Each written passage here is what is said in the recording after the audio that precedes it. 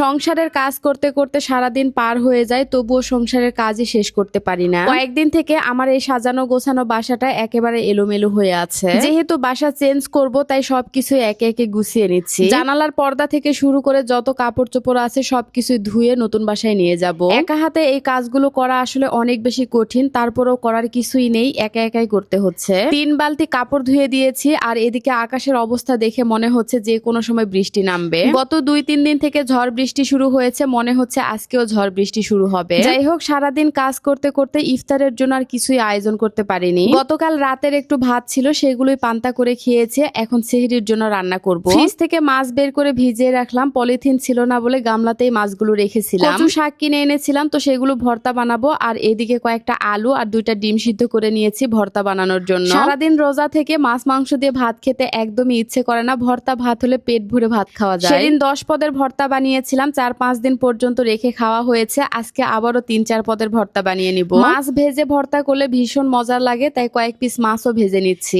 এদিকে কচু শাকগুলোও বেশি করে পেঁয়াজ রসুন কাঁচামরিচ দিয়ে সিদ্ধ করে নিয়েছি। এবার শিলপাটায় ভর্তা বেটে নিচ্ছি। আমাদের বাসা চেঞ্জ করার কথা শুনে 2-1 আপু কমেন্টস করেছেন আমি নাকি 2 দিন পর পর বাসা চেঞ্জ করি। একটা বাসায় যদি সমস্যা দেখা দেয়, তাহলে সেই বাসাটা তো আমি অবশ্যই চেঞ্জ করব, এটা খুবই স্বাভাবিক বিষয়। প্রথমত, আমি যে বাসাটা চেঞ্জ করেছিলাম সেই পুরাতন বাসাতে আমি 9 বছর ছিলাম। বাসাটা যদিও ছোট ছিল, তারপরে আমি ওখানে 9 বছর ছিলাম। ওই বাসাটা চেঞ্জ করে আমি এই বাসাটাতে উঠেছি। এই বাসাটা বিশাল বড়, 1500 স্কয়ার ফিট এবং ভাড়াও 16,000 টাকা। আমি আপাতত এই বাসাটাতে একা একা থাকি এবং আমার সাংসারিক বিভিন্ন ধরনের ঝামেলা দেখা দিয়েছে, যার জন্য এই বাসাটা আমাকে বাধ্য হয়ে ছাড়তে হচ্ছে। ভেবেছিলাম এই বাসাটাতে আমি আরো 2-3 বছর থাকবো, কিন্তু সেটা আর হলো না। আশা করি আপনারা বুঝতে পেরেছেন এবং এই সম্পর্কে আর কোনো প্রশ্ন করবেন না। আমার নতুন বাসাটা কিন্তু এই বাসাটার চেয়েও সুন্দর, অবশ্যই আপনাদেরকে দেখাবো। যাই হোক, মাছ ভর্তা বানিয়ে নিলাম, এবার আলুর ভর্তা বানাবো। ভর্তা দিয়ে যেমন তৃপ্তি করে ভাত খাওয়া যায়, ভর্তা বানাতেও কিন্তু অনেক পরিশ্রম হয়। ভর্তা ভাত তো সবাই রান্না করতে পারে, কিন্তু সবার হাতের ভর্তা খেতেও ভালো লাগে না। একটা সময় মরিচ ডলে আমি ভর্তা বানাতে পারতাম না, কারণ আমার হাত জ্বলতো, যার কারণে আপনাদের ভাইয়াই বানাতো। এটা খুবই সহজ একটা কাজ, তারপরেও মনে হতো সে ভর্তা বানালে অনেক টেস্টি হয়। আসলে পরিস্থিতি মানুষকে অনেক কিছু শেখায়, সময়ের সাথে সেগুলো আবার আস্তে আস্তে পাল্টেও যায়। যাই হোক, 4 পদের ভর্তা বানিয়ে নিলাম। মাছের ভর্তা, ডিম ভর্তা, কচু ভর্তা আর আলুর ভর্তা। ডিম ভর্তা বানিয়েছি শুধুমাত্র আরিয়ান বাবুর জন্য। আরিয়ান নাকি কালকে রোজা থাকবে, সে তো সারা রাত জেগে আছে, সেহরি করে ঘুমাবে।